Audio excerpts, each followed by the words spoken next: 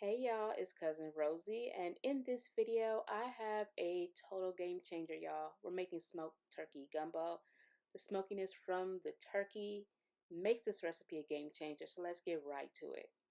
I have my smoked turkey. I'm using smoked turkey wings, but you can use different parts if you choose. Just make sure that it's smoked turkey. We're going to go ahead and pour in some regular old water in there, and we're going to bring it over a boil or to a boil over high heat. Next, we're going to slice up our smoked sausage. I'm using andouille. If you don't like andouille sausage, you can use whatever smoked sausage that you want to use. We're going to go ahead and brown that sausage over our stove top here. I have some vegetable oil in there. I'm using corn, but you can use your preference.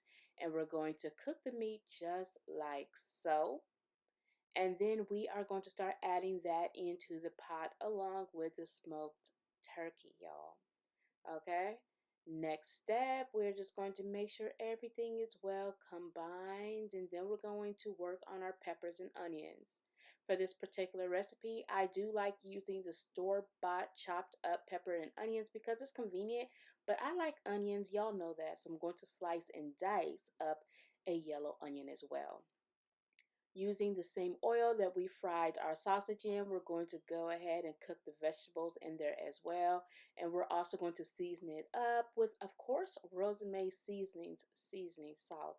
If you have a different preference for seasoning salt, you can use that at this time. And then we're going to start adding in our seasoning mixture to the pot as well. So we have the sausage, the turkey, the peppers and onions, and of course the water all in the pot at this time.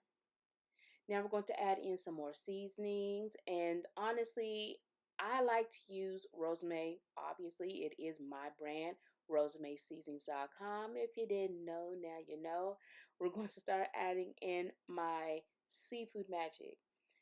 Our seafood magic is an all-purpose seafood seasoning. If you have another one that is your preference, go ahead and add that at this time, and then we're going to mix it until well combined. I'm also going to make a roux. I've made a roux several times on this channel, so you don't have to watch me do from start to finish, but if you want more tips, you can go ahead and check out my blog, iHeartRecipes.com. A roux is just part fat and part all-purpose flour, and we cooked it until it was nice and golden brown, just like so.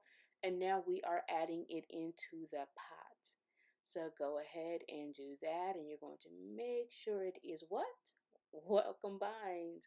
Once it is, we are just going to let it cook some more, and then we're going to start adding in some more ingredients. But look, y'all, I did remove the bones, okay? Now, again, if you want the exact measurements for this, you're going to head over to iHeartRecipes.com. Let's add in our okra at this time. If you have fresh, yippee, I did not, so I'm going to use frozen. Go ahead, give it a nice stir, and then we'll move on to the next ingredient. Now, I will say this is completely optional, but I love spice, so I did add some pepper flakes. All right, everything's looking amazing. Let's go to our next step. Now, what ingredient shall we add next? Let's see. We are going to, of course, add some seafood. Now, if you're allergic to seafood, you could add more turkey or more sausage. You can even add chicken. If not, let's go ahead and add in the crab. Now, you use whatever crab that you like. I do have a preference. I'm just not a huge fan of certain crabs, okay? So I just stick with like Dungeness and king crab, stuff like that. Now I'm going to add in my shrimp. The shrimp I am using is peeled and deveined. Okay, I do leave the tail on so they can have a nice form, but if you don't care for the tail on, you can go ahead and remove it.